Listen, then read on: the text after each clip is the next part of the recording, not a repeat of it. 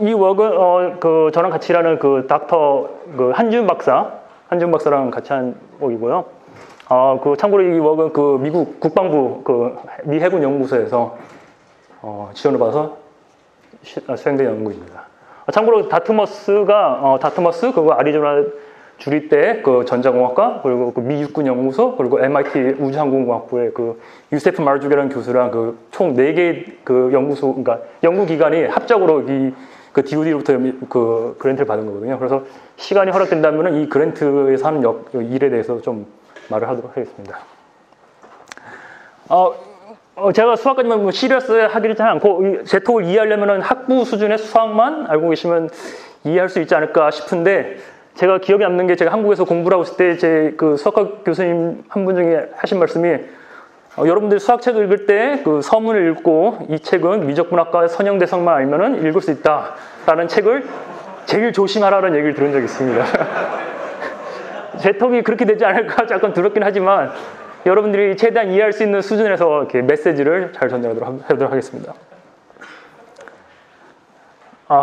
광고를 좀 먼저 하고 싶은데요. 보시겠지만 저랑 같이 일어날 그 한지훈 박사가 정말 보기 드문 요즘 컴퓨테이셔널 사이언스 하면 매스를 잘하면 코딩을 못하고 코딩을 잘하면 좀 매스적인 연대성이 부족한데 이 한지훈 박사가 둘 다 정말 잘하거든요. 왜냐면 그 박사 끝나고 난 뒤에 삼성화재에서 데이터 사이언티스트로 일을 하다가 자기는 연구가 더 맞는 것 같다 싶어서 다트머스로 와서 저랑 일을 하고 있는데 아쉽게도 떠나보내야 될 때가 됐습니다. 그래서 이번 가을이나 내년 봄쯤에 한국에 아닌 학교로 지원할 것 같은데 혹시라도 이 한지훈 박사의 그 지원서를 보시게 되시면 좀 자세히 봐주시면은 이 한지훈 박사의 어떤 메리트를 여러분들 볼 수 있을 것 같고요.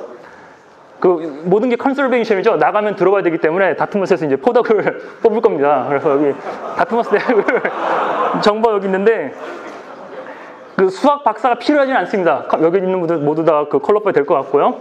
제가 요구하는 유일한 스킬은 누메릭 PD만 할 줄 아시면은 그리고 텐서플로우나 파이토르치 이 정도 코딩 실력이 있으시면은 지원할 수 있을 것 같고요. 연봉은 6만 불 이상 플러스 알파. 참고로 다트머스가 뉴햄프셔주에 있는데 뉴햄프셔주가 미국 내에서 스테이트 인컴이 없는 몇 개 주 중에 하나입니다. 그래서 주 정부에만 세금을 내고 다른 대학보다 일단 셀러리도 세고 근데 텍스도 이제 세이브 되니까 여러분들이 좀 넉넉하게 살 수 있는 거라고 생각하고요. 그리고 또 저 개인적으로 아웃도어 액티비티 되게 좋아하는데 아웃도어 액티비티 하기에는 헤븐 천국 같은 곳입니다. 그리고 오늘 머신러닝 관련된 많은 분들이 얘기를 하셨는데 참고로 여러분들 First AI 워크숍이 다트머스에서 1957년에 열렸습니다. 락벨 센터에서 돈을 받아서 이렇게 했는데 여러분들 슈퍼 인텔리전스라는 닉 스트롬이 쓴 책을 읽어보시면은 이 컨퍼런스에 대해서 어떤 이 슈퍼 인텔리전스 어떻게 생겨났는가에 대해서 알 수 있을 거예요. 그리고 오늘 유니버설 어프로시메이션 티어리 사이렌코 교수님이 여기 나왔는데 사이버코 교수님이 다트머스 컴퓨터 공학과에 계십니다. 그래서 다트머스가 아이비리그 스쿨 중에 가장 작아서 한국에는 비저빌리티가 좀 낮은 편이긴 하지만 여러분들이 하시는 연구가 아주 활발하게 이루어지고 있는 학교라는 거 말씀드리고 싶고요. 그리고 제가 제 톡은 거의 그림이 없어서 몇 가지 그림이 있는데 여기 다트머스 근처에서 스키 타기 정말 해본이고요. 심지어 5월 말까지 스키를 탈 수 있습니다. 네. 저는 개인적으로 자전거를 좋아해서 자전거 타기도 정말 좋은 곳이고요. 그리고 미국인 내에서도 겨울 단풍을 보기 위해서 몰려드는 곳이 다트머스라는 걸 알려드리고 싶습니다. 네. 자, 그럼 이제 좀 시리어스한 얘기를 해야 될 거 아니에요. 네. 간단히 말씀드리면 제 톡에서는 타임 인디펜던트 일립틱 PD를 어떻게 푸냐에 대해서 설명할 겁니다. 즉 포워드 문제를 어떻게 푸느냐의 문제가 되겠죠. 그리고 수학적인 노테이션은 N은 디퍼런셜 오퍼레이터를 말하는 거고요. B는 바운더리 밸류 오퍼레이터를 말하게 됩니다. 흔히 이런 도메인이 스무스 바운더리를 갖고 있는 도메인이 있다고 했을 때 미분 방정식이 인테리어 도메인 안에서 만족해야 될 거고 그 다음에 바운더리를 만족하도록 하게 될 겁니다. 그리고 최근에 하는 게 핀을 포함해서 뉴럴 네트워크를 이용해서 어떻게 솔루션을 표현할 것인가에 대해서 이제 많은 연구가 되고 있는데요. 여러분들 다 아시겠지만 핀은 스트링 폼, 즉 네트워크로 솔루션을 표현하는데 네트워크가 만족해야 되는 컨스트레인트가 어떻게 되느냐. 그래서 핀은 스트롱 폼에 가까운 거고요. 핀 말고도 히스토리를 보시면은 딥리치나 딥 갤러킹 메소드라고 리틱 PD를 푸는 데 있어서 위크 포뮬레이션 많이 하시죠. FM 하실 때 위크 포뮬레이션 해야 되는데 위크 포뮬레이션을 컨스트레인트로 해갖고 로스를 푸는 거를 외나 은하 이런 교수들이 먼저 했었다는 걸 알려드리고 싶고요. 근데 오늘 제가 하고자 하는 톡은 이 세 번째 캐러고리에 해당됩니다. 즉 일리틱이나 파라볼릭 PD 같은 경우는 그 스트롱 폼이나 위크 폼 말고 그 스토캐스틱 레프레젠테이션, 이제 그 어떤 브라니안 모션을 이용해서 표현이 가능한데 그런 표현을 써갖고 핀이나 이런 베리에이션 어프로치가 할 수 없는 일들을 할 수 있다는 걸 좀 보여드리고 싶습니다. 그리고 또 그와 관련된 어널리시스를 좀 보여드릴 거고요. P는 여러분 아시겠지만 그 도민 안에 샘플링 포인트, 바운드리도 샘플링 포인트를 뽑은 다음에 이 그 디퍼런셜 오퍼레이터랑 바운드리 오퍼레이터의 그 컨센트 만족되도록 로스를 디파인을 하죠. 그래갖고 여러분들 다 아시겠지만 이 인테리어에 해당되는 NR계의 포인트에 대해서 로스가 줄어들게 하고 그 NB계에 해당되는 바운드리 포인트에 대해서 또 바운드리 컨센트가 만족되도록 로스를 미니마이즈 합니다. 이런 포뮬러는 당연히 그 이런 인테그럴 몬테칼로 어프로시메이션으로 나오는 거죠. 여러분들 다 아실 거 생각하고 좀 빨리 넘어가도록 하겠습니다. 베리에이션 포뮬레이션 아까 말씀드렸듯이 이런 라플라스 이퀘이션이나 포아송 이퀘이션 풀 때 그 히스토리컬하게 이런 거는 그 에너지 미니마이제이션 프린시플에서 이렇게 나오는 거죠. 그래서 이 세컨 오더 PD를 푸는 것보다는 이거 에너지 펑션을 미니마이즈하는 포뮬을 이용해서 뉴럴 네트워크 트레이닝을 하자. 그래서 딥 리치나 딥 알로킹 메소드가 개발되었습니다. 근데 오늘 제가 말씀드리고 싶은 건 아주 특정한 클래스의 그 디퍼런셜 오퍼레이터가 있는 경우에는 미분을 전혀 하지 않고 스토캐스틱 레프레젠테이션을 이용해서 이 PD 솔루션 표현을 가능한다는 겁니다. 이게 그 좋은 점이 뭐냐면은 그 네트워크 썼을 때 사람들이 항상 하는 말이 뭐 미분이 뭐 편하다, 오토매틱 디퍼런셜 써서 미분이 편하다 하지만 그 미분이 그 간단한 계산은 아니죠. 시간이 오래 걸리는 거고. 그래서 최대한 미분을 안 하고 어떻게 편하게 좀 바이패스를 할 수 있는 경우가 있지 않을까 생각해서 이제 이런 스토캐스틱 포뮬레이션 나오는 거고요. 그리고 DFLM은 다음과 그 솔루션의 표현을 이용하게 됩니다. 즉, 그 이런 U of X가 이런 디퍼런셜 오퍼레이터로 주어진 PD의 솔루션을 했을 때 그 솔루션은 어떤 Q라는 말팅게일이 존재하는데요. 그 Q 말팅게일의 expected value로 표현이 된다는 겁니다.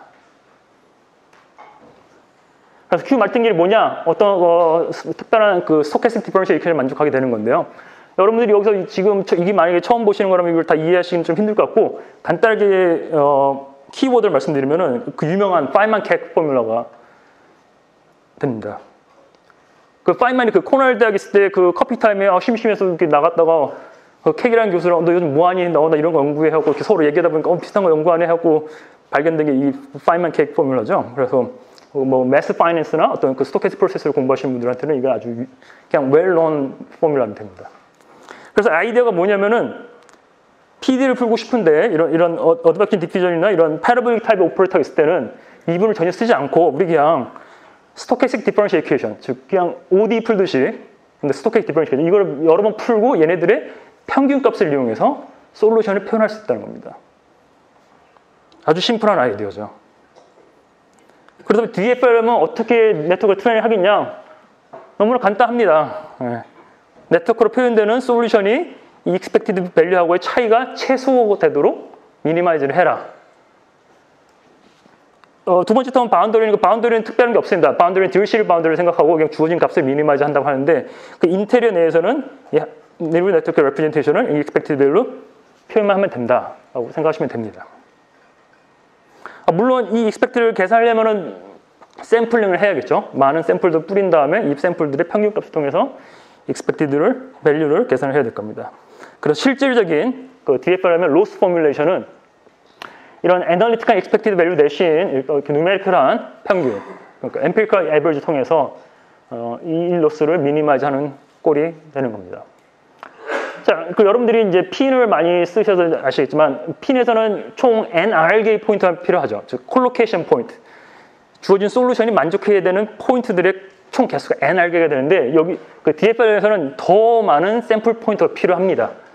그 이유가 각각의 콜로케이션 포인트에 대해서 스토캐스틱 디퍼런셜을 풀어야 되는 거고 걔네들 평균을 따르게 되기 때문에 각각의 포인트에 NS개만의 만큼의 샘플들을 막 뽑아내야 되는 겁니다.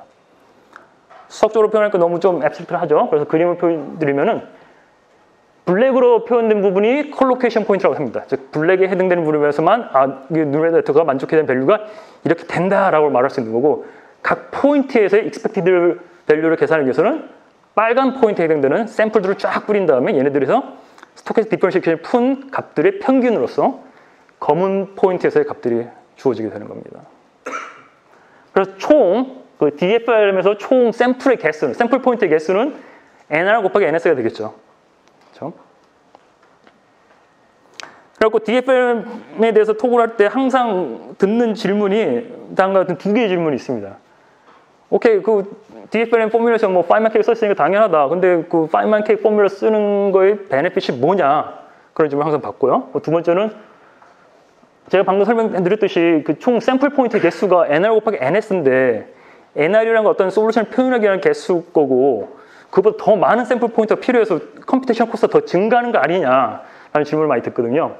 그래서 여기에 대한 그 질문에 대해서 답을 먼저 드리자면은 첫 번째는 뭐 DFLM이 좋은 점이 여러 가지 있습니다. 그 샤프 바운더리를 트리트먼트 할 수 있는데 제가 좀 강조하고 싶은 거는 지금 플루이드 하시는 분이 많이 계시니까 그 플루이드 하면 LES, Large ADD, Simulation 이런 게 있죠. 즉 large scale 했을 때, 즉 서브리그 스케일을 어떻게 업스케일링 할 거냐 이런 게 가장 문제가 되는 건데 요즘 뭐 옛날에는 뭐 피지컬 모델 썼지만 요즘 데이터를 이용해서 어떤 서브리그 스케일링 하려고 하는데 이 파이만 캡 포뮬러를 보시면은 이 포뮬레이션 자체가 에버리징을 포함하고 있습니다. 즉 주변의 값들을 봄으로써 자기 자신이 나오는 거죠. 수학 전공자분들이 계시면은 라플라스 이퀘이션 풀 때 민 밸류 티어리라는 거 아시죠? 라플라스 솔루션, 즉 할모닉 펑션의 값은 주변에 동심원을 그린 다음에 이 동심원들의 에버리지를 취하면은 그 값이 된다. 즉 이 패러볼릭 타입, 즉 일립틱이나 패러볼릭 타입의 PD는 아주 특별한 프로퍼티가, 즉 파이만 케이크를 이해하시는 데 도움이 되는 게 뭐냐면은 내 현재에서의 솔루션 값을 알려면은 이 주변을 훑어봐야 된다는 거예요. 그래서 이런 특징이 있기 때문에 이 리듀스드 모델링, 즉 호모지나이제이션이나 아니면 어떤 업스케일링 하는 데서 아주 내추럴한, 아주 자연스러운 캔디데이트이 된다는 겁니다. 그래서 이와 관련된 한지훈 박사 연구를 했고요. 그 관련된 연구는 그 SIAM MMS에서 파블리시 됐는데 제가 시간이 없어서 여기에 대해서는 좀 많이 말씀 못 드리겠지만 혹시 관심 있으신 분은 여기 좀 더 자세한 내용을 찾을 수 있을 것 같고요. 오늘 톡은 이 두 번째에 대해서 좀 수학적인 메시지를 알려드리고자 합니다. 먼저 말씀드리면 NR 곱하기 NS의 샘플 포인트가 필요하지만 우리는 미분을 하지 않는다는 겁니다. 그냥 단순히 펑션 이밸류에이션만 하기 때문에 컴퓨테이셔널 코스트가 그렇게 크지 않습니다.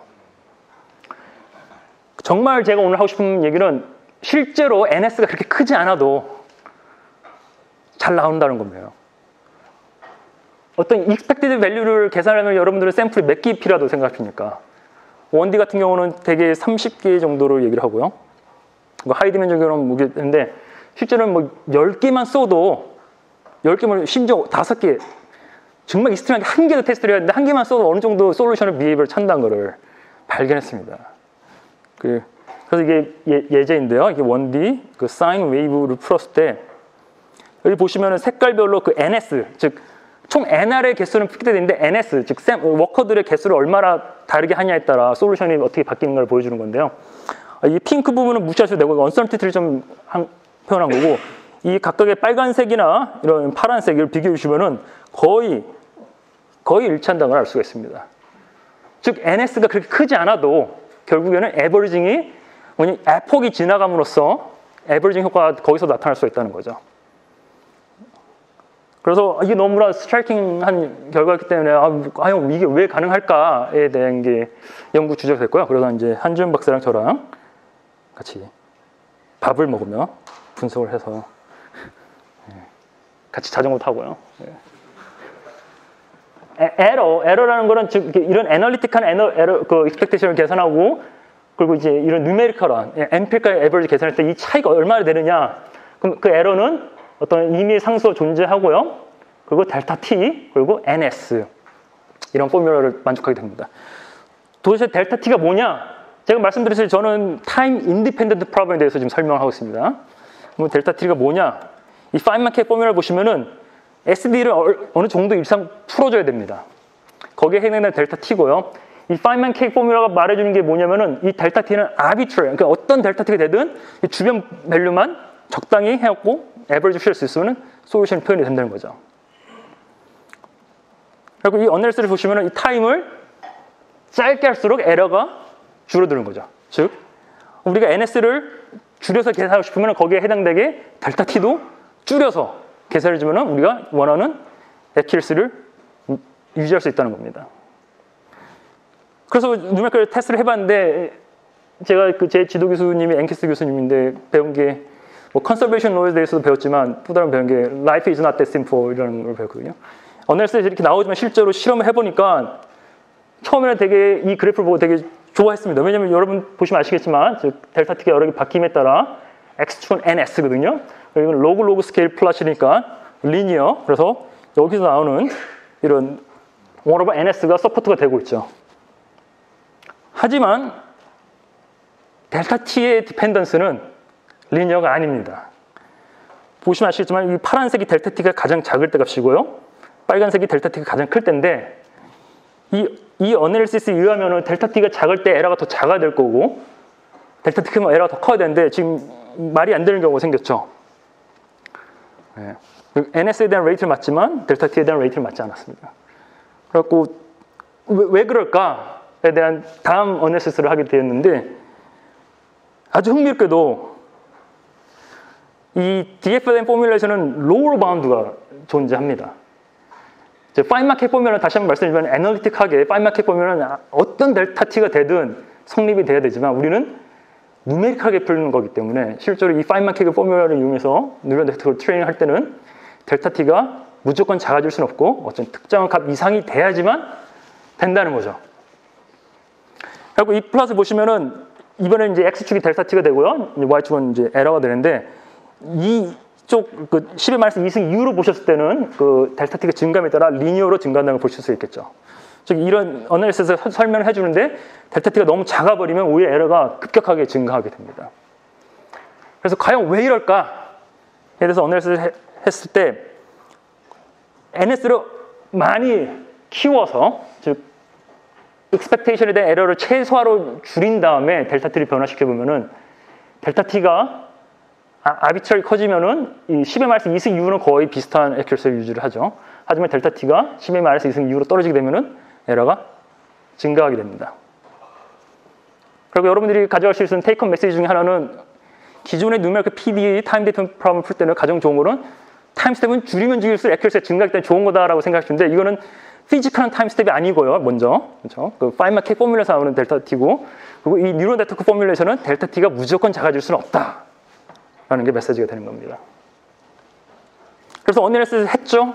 네. 그래갖고 그 어널리시스 결과가 뭐냐면은 그 솔루션이 어떤 특정한 캐릭터리스틱 웨이브 넘버 K가 존재한다고 했을 때 이 델타 T의 로어 바운드는 그 캐릭터리스틱 웨이브 넘버의 제곱에 반비례한다는 것을 증명할 수 있었습니다. 그리고 이제 누메릭 테스트로 베리피케이션 하는 건데요. U of X라는 어떤 주어진 기본 펑션이 있고 이거를 스케일링을 통해서 U of 3X로 바꿨습니다. 이 스케일링 하는 이유는 U of X의 우리가 캐릭터리스틱 웨이브 랭스를 정확히 알 수는 없지만 그게 만약에 존재한다 하면은 3X를 통해서 캐릭터리스틱 웨이브 랭스가 3배 증가한다는 걸 알 수가 있겠죠. 캐릭터리스틱 웨이브 랭스가 3배 증가하기 때문에 타임 스텝의 로어 반드는 3의 제곱분의 1, 즉 9분의 1배가 줄어들게 될 겁니다. 그리고 여기를 보시면은 오렌지 컬브는 10-3승 정도에 있고요. 그 파란색 컬브는 그 10-2승 정도인데 그 어널리시스가 예측한 약 9분의 1 정도, 즉 10배 정도 차이, 9배 정도 차이 정도가 된다는 걸 볼 수가 있겠죠. 이걸 통해서 우리 어널리시스 어느 정도 설명을 하고 있다는 걸 알게 되었고요. 네. 그래서 결국에는 로우 반도가 존재하는데 액큐러시를 통해서는 델타 T가 작으면 작을수록 좋다는 걸 알 수가 있겠죠. 그래서 이거는 아직 지금 진행 중인 원인데 한 박사는 많은 일을 했습니다. 그 한 박사는 한 일 중에 하나가 그 하이라키컬 러닝이라고 네트워크를 트레이닝할 때 여러분들 그 멀티그리드 메소드 아시죠? 근데 그 PD를 풀 때 멀티그리드 메소드의 그 메시지는 그 메시를 아무리 짧게 해갖고 솔루션 표현이 가능할지라도 우리가 이터러티브 메소드를 통해서 이거를 트레이닝이 아니라 솔브를 할 때, 그 문제를 풀 때 그 각각의 그 그리드에 해당되는 그 옵티멀 컨버전스 레이트가 있다는 걸 여러분들 다 아실 겁니다. 그래서 멀티그리드가 던지는 메시지가 뭐냐면은 하나의 레졸루션의 그리드를 쓰는 게 아니라 여러 그리드의 레졸루션을 써갖고 각각에 해당되는 그 다른 컨버전 레이트를 위해서 각각 컴포넌트를 고루고루 우리가 컨버전 하자라는 메시지인데요. 이 하이라키컬 러닝 그 멀티그리드 그 철학을 빌려왔습니다. 네트워크를 트레이닝 할 때 그냥 자이언트한 엄청나게 큰 네트워크 가지고 이게 표현 가능할까 이걸 쓰자 하고 그냥 트레이닝 한 게 아니라, 왜냐면은 네트워크가 이론적으로 표현은 가능할지 모르지만 이 옵티마이제이션을 통해서 이걸 실제로 풀 때 우리가 원하는 그 시간 스케일 내에서 풀리느냐는 별개의 얘기죠. 그래서 이 하이라키컬 러닝에서 말하고 하는 거는 네트워크를 처음부터 큰 걸 풀지 말고 다양한 컴플렉스들을 이용해서 심플한 걸로 아주 심플한 솔루션을 먼저 표현하고 나머지 그 컴플렉스를 높여감으로써 다른 스케일 컴포넌트도 나눠서 배우자라는 게 하이라키컬 러닝인데요. 지금 하고 있는 뭐는 그 이 하이라키컬 러닝 이용해서 이런 아까 그 로우 반드가 존재를 증명했는데, 그 로우 반드가 다르게 행동되는 다른 그 멀티 스케일 컴포넌트를 하이라키컬 러닝을 통해서 좀 배우려고 좀 노력 중입니다. 네, 그래서 시간이 있어서 제가 그 DoD 프로젝트에 대해서 좀 얘기할 기회가 있을 것 같은데요. 그 타스크가 아주 명확합니다. 그 저희가 하는 거는 그 SIMDA라고 CIS Modeling and Data Simulation이라는 프로젝트인데, 그 태스크 중에 하나가 그 인공위성을 통해서 그 CIS의 이미지를 캡처를 합니다. 그럼 이제 미 해군 연구소 관심 있는 게 뭐냐면은 이 아이스 브레이커, 즉 아이스를 깨고 배를 이렇게 보내야 되는데 그 CIS 어디가 얇고 두꺼운지를 알아야지 이걸 어디로 그 패스를 정확하게, 그게 가장 중요한 미션이라고 하더라고요. 그래서 CIS가 어떻게 변해갈까, 어디에 크랙이 생기고 크랙이 생긴다면 배를 글로 보내면 되니까 그게 아주 중요한 미션인데, 그걸 수학적으로 포뮬레이션 하자면은 이미지가 시간에 대해서 이미지가 두 개가 존재합니다. I0하고 I-타우가 있다고 했을 때 이 CIS가 어떤 우리가 알지 못하는 그 피직스에 의해서 변한다고 가정을 했을 때 이 과연 어떻게 변할 건가에 대해서 예측할 수 있겠느냐라는 그 머신러닝 문제가 되는 건데요. 그거와 관련해서 이제 한 박사랑 연구를 했는데, 이 단순한 머신러닝 문제랑 다른 게 트레이닝 데이터가 그렇게 많지 않습니다. 그 CIS 이미지를 그렇게 많이 찍어낼 수가 없거든요. 한 번 찍을 때 열심히 잘 뽑아내지 여러 번 못합니다. 그래서 페어가 하나밖에 없어요. 현재 그러니까 뭐 일주일 전에 CIS 이미지, 그 일주일 뒤에 CIS 이미지, 딱 이 두 개의 페어만을 가지고 어떻게 트레이닝 할 건가, 그것도 하나의 이슈가 되는 거고요. 또 다른 문제는 이 피직스가 뭔지 잘 모릅니다. 그 CIS 커뮤니티는 뭐 여러 가지 피직스를 이용해서 뭐 다양한 모델이 있는데, 제가 그들과 얘기해 본 결과는 그 누구도 어떤 모델도 퍼펙트하지 않다라는 게 항상 그 공통된 의견이고요. 그래서 이걸 과연 어떻게 알 수 있겠느냐. 그래서 한 박사가 아주 좋은 아이디어를 냈는데, 일단 데이터를 만들기 위해서는 그 패치를 이용해서, 즉 이미지가 엄청나게 크기 때문에 이거를 각각 스몰 사이즈 이미지로 쪼갠 다음에 여기서부터 그러니까 에볼루션 오퍼레이터를 배우는데 그 이미지가 되게 작은 거에 대해서만 에볼루션 오퍼레이터를 배운 다음에 그거를 큰 데다 적용하겠다. 그 첫 번째 아이디어고요. 그 다음에 러닝이랑 관련돼서는 그 이미지를 바로 러닝을 하는 게 아니라 이미지를 레이턴스 스페이스로 트랜스폼을 한 다음에 그 트랜스폼된 스페이스에서 리니어 PD를 런하도록 디자인을 했습니다. 시간이 없어서 디테일한 말씀드리기 좀 그럴 것 같고요. 그래서 이게 오른쪽이 그 아이스 이미지 스페이스를 하면은 이거를 파이나 푸사이를 통해서 그 레이턴 스페이스로 트랜스폼 하고요. 이 트랜스폼된 스페이스에서 그 DFM을 풀 수 있는 어드벡션 디퓨전, 리니어 PD를 풀고 다 풀고 난 다음에 미래 시간에서 예측이 되면 그걸 다시 인버스 트랜스폼을 통해서 CIS 스테이트로 옮긴다는 거죠. 그리고 바로 비디오를 좀 보여드리도록 하겠습니다. 이게 왼쪽에 있는 게 그 북극 지역의 그 이미지고요. 저 오른쪽에 있는 게 12일 뒤의 이미지, 딱 두 개만 주어졌다 했을 때 중간 상태가 어떻게 될 건가를 예측한 거거든요. 일단 이거는 그 피지컬 스페이스에서, 즉 레이턴 스페이스를 안 쓰고 바로 러닝하면 어떻게 되느냐. 보면 여러분들 보시면 아시잖아요. 이런 어떤 패치가 이런 아티팩트가 생기죠. 근데 레이턴트 스페이스 이거 플로우하고 관련된 건데, 그 아이스 이미지 두 개 있을 때 가장 많이 쓰는 게 그 옵티멀 트랜스포트를 이용해서 푸는 게 있는데, 그 메서드의 단점 중에 하나는 그 처음과 끝에 토탈 매스가 일정해야 된다는 게 있습니다. 여기 보시면 아시겠지만 그 아이스가 밑에서 위로 흘러나가죠. 그래서 이 아이스, 처음에 있는 이미지랑 두 번째 있는 이미지의 아이스의 총량은 다릅니다. 그래서 옵티멀 트랜스포트를 이용하면은 이런 플로우 비헤이브가 안 나오는데, 레이턴 스페이스를 이용하시면은 이렇게 토탈 매스가 보존되지 않더라도 이렇게 예측이 가능하다는 거고요. 그리고 제가 이 톡을 준비할 때 유의했던 거는 이 기계공학 전공하신 분들이랑 콜라보레이션을 할 많은 기회가 있습니다. 네. 그리고 말씀드리고 싶은 그 디립발렘이 최근에 그 나비오-스톡스 이퀘이션에 적용이 되었거든요. 단순히 리니어 PD가 아니라 나비오-스톡스에 대해서도 이런 스토캐스틱 레프레젠테이션을 이용해서 나비오-스톡스 이퀘이션을 풀 수 있다라는 게 나왔고요.